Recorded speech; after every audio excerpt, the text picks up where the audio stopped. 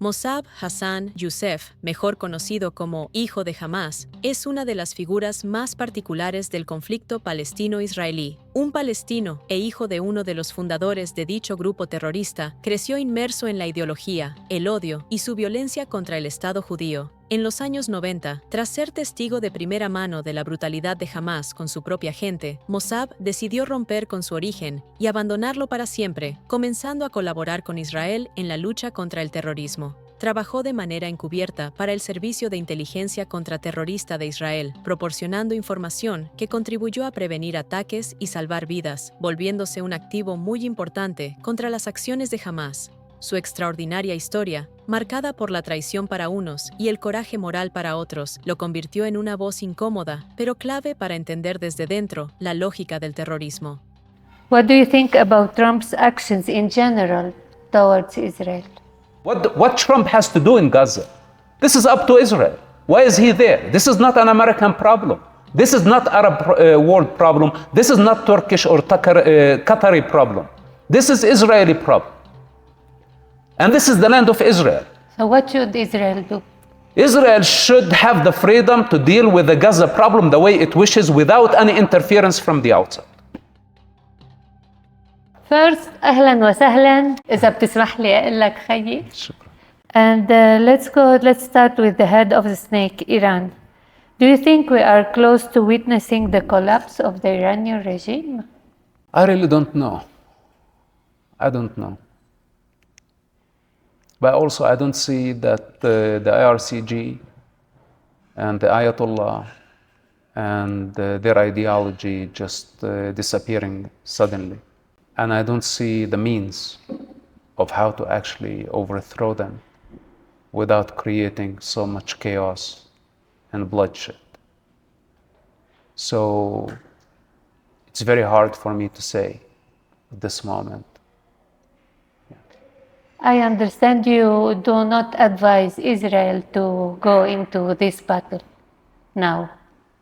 I advise Israel to fight and defend itself, but in intelligent means. And Israel has the means. Israel has the most powerful intelligence service in the world. They know the mullahs very well, and they can keep them paralyzed if necessary for as long as it takes. Never allow them achieve mass destruction weapon or ballistic missile launching capabilities. That is, I highly encourage the State of Israel to continue doing this business. It has been in this war for very long, whether if it's a cold war or a hot war. Israel led the way.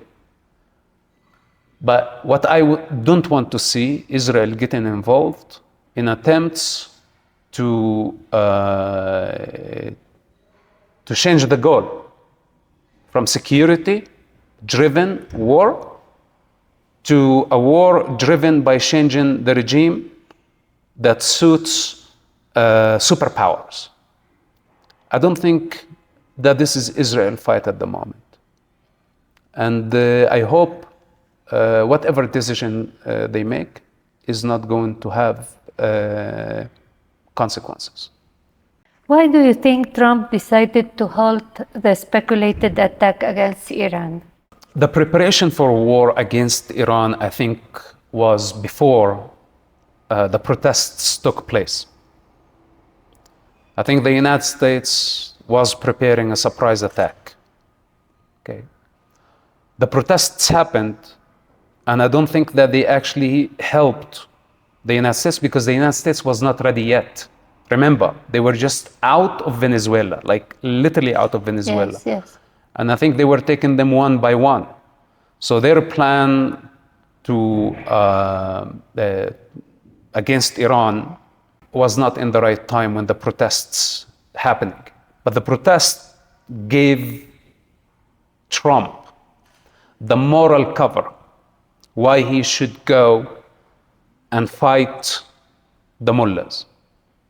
Because his announced reason, they have been killing the civilian protesters. But in reality and the truth, this is not what Trump is doing. Trump is after the Iranian oil and natural resources. And I think it's a very big gamble. I think it's a very dangerous one, and it's bringing us back to similarities of situations in Afghanistan, in Iraq, in Libya, in Yemen, and in Syria. And the situation, in my opinion, in Iran is very delicate situation, very dangerous. It's a minefield. This is not Greenland, where mining natural minerals is very easy and smooth. It's a minefield that could lead to the collapse of society, a civil war, and consequences that we might have to deal with for the next 10 years or 20 years. And what I don't like, that I get involved in a war driven by greedy world leaders that are going after the oil, going after the natural resources. The type of fight I allow myself to get involved in is a just fight that is not going to gamble with the lives of 90 million human beings. Okay? That's a problem. Because I think the least of Trump's concern, the least of his concern, is the Iranian people. Of course. And I don't want this scenario to be repeated by fancy ideas about overthrowing a dictatorship to free the people. No, it's not about freeing the people. It's about freeing the oil. This is the real intention of such leadership. And this is not driven by justice. The Iranian oil belongs to the Iranian people and to the Iranian people alone. It's their right to decide what they do with it. And up to this point, they don't have the power to overthrow Ayatollah. We need to ask ourselves why they don't have the power to overthrow Ayatollah. Maybe because he has enough support, and if he has enough support and he has a real base that is connected to him ideologically, then we need to be very concerned before we start arming the people and pushing the people towards clashes, because it's going to end up much worse than Syria. And hundreds of thousands of people, possibly millions of people, are going to die.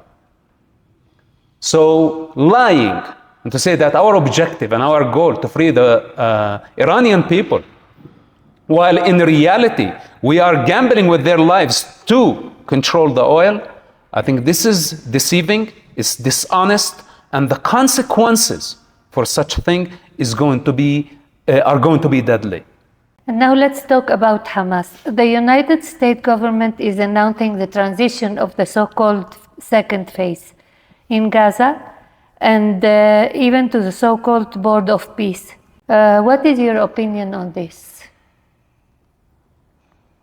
Demilitarizing and de-radicalizing Hamas and Gaza, the Palestinians in general, because it's not only Hamas, there are so many other militias, has been the condition for Trump's peace plan. So now to try to go around it is not cool. I want to see Hamas totally disarming, and to see Gaza completely de-radicalized. Before I jump on tasks to build Gaza or rebuild Gaza or any of that. And up to this point, they haven't delivered. So what these guys are doing, I don't understand.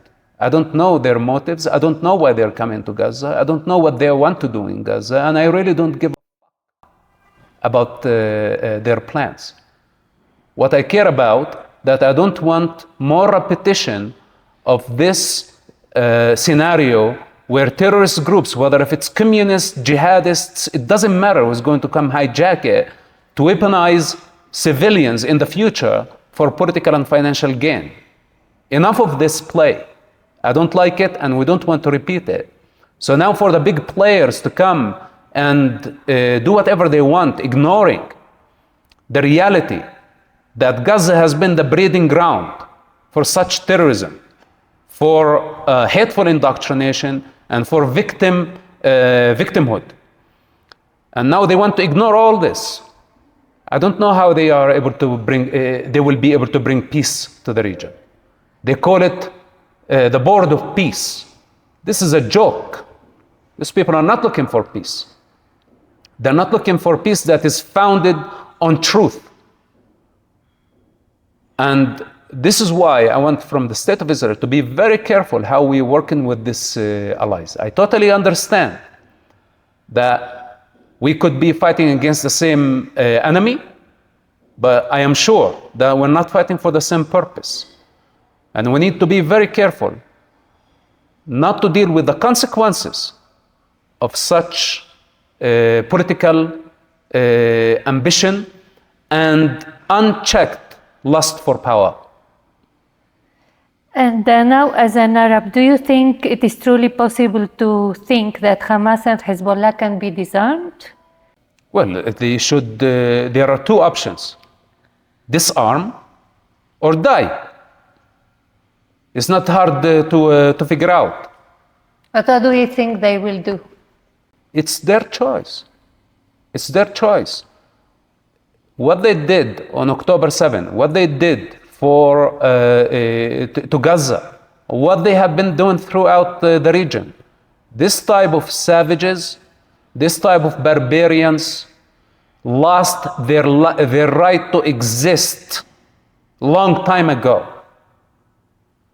The only way to deal with them is by the means of force, by the means of the gun. To negotiate with them at this point is validating them, legitimizing them, and proving their strategy of targeting civilians, of weaponizing civilians as a successful experience. This is why I don't like the entire plan. And if they keep ignoring this problem and playing their big game, they are going to wake up to face this reality sooner or later. The condition is to disarm these militias, send them to exile, or even send them to hell. Who cares? There is no way in between. And all the short, halfway solutions, that means that we will have to deal with this problem 5 years from now, 10 years from now, when such politicians would be long gone. So we have to be very, very careful. And we have been actually dealing with the faults of politicians for an entire century. That they appear, they make decisions, then the generations come and have to take responsibility for their poor judgment, poor choices, greedy ambition. Enough of this. If you were the Prime Minister now, what would you do with Gaza? I don't know what the Prime Minister, what type of forces, how much he has to compromise. And thank God that I am not the Prime Minister, because you see, I will not compromise. Of course. Meaning, it is going to be breaking bone with everybody. So I'm not a politician. I'm a free thinker, and this is the way I see it. This is not Trump's business in Gaza. This is not Turkey's or Qatar's business in Gaza. I want them out of the picture completely. Okay? And I want for Israel to do everything they can to make sure that the threat has been eliminated completely, and Palestinian militias will never have the capacity to attack Israel again, ever again, and they will never have the capacity to weaponize their civilians for any future war. This is when I will be satisfied. But what do I want to do with morons coming from outside and want to decide the future of the region? The same way I don't want to interfere with the Iranian business, I don't want anyone from outside to come and interfere with the future of Gaza and the future of the state of Israel. You have suggested that Israeli Arabs are a fifth column for the Jewish state. Why do you hold this view, and what do you think should be done with the Israeli Arabs? Okay, I would say the vast majority. The vast majority of the Israeli Arabs, they don't have their loyalty to the state of Israel. Not everybody in the state of Israel actually is a fifth column. there are some of them who serve in the army. It's a very small minority. Some of them serve in intelligence, very small minority, a handful of people. It's very disappointing to see 2 million people. What's your contribution to the state you live in? Except just barbarism against each other, slaughtering hundreds of people every year, assassinations and killings and honor killings and illegal arms and taxation fraud. Why all this chaos? I don't see that this is communities functioning within the fabric of the society. And this is why I see them as actually existential threat, because they are not able to integrate and to build the bridges of understanding and to serve the democracy they live in and to appreciate and show some gratitude and contribution. Instead, what they are doing, they have been collecting weapons. The Israeli Arabs have more than 400,000 illegal guns. Why? Wow. What do they want to do with the guns? Illegal guns. So for me, this is a problem. Many of them identify as Palestinians. What is Palestinian? You are an Israeli. Your nationality is an Israeli. Your citizenship is an Israeli. Your loyalty is to the Israeli flag. Yet, your Knesset members identify as Palestinians and make you believe that you, or your Knesset representatives. So you still identify as Palestinian. Well, Palestinian ideology is the enemy of the state of Israel. It's the colonial entity. It's existential threat to the state of Israel. Yet you still identify as a Palestinian. So I have a problem with you. You need to choose. Are you a Palestinian or you are an Israeli? It's their choice. What do you think is the situation of Israel today? Is it better or worse than before October 7? Did it win or did it lose the war? Well, the situation is still difficult, and we have some challenges. There's so many proxies, enemies within the borders of the state of Israel, whether if it's in Judea and Samaria, armed militias, Palestinian Authority, Hamas still armed, global forces pushing Israel around, armed Arab community within the state of Israel without full loyalty to the state of Israel. So the challenges are still there. We still have now the Iranian challenge, and we don't know how world leaders are going to manage the Iranian crisis. So there are so many things to take in consideration, and we always hope that things are going to get better. But all indication that things are going towards more challenge and more escalation.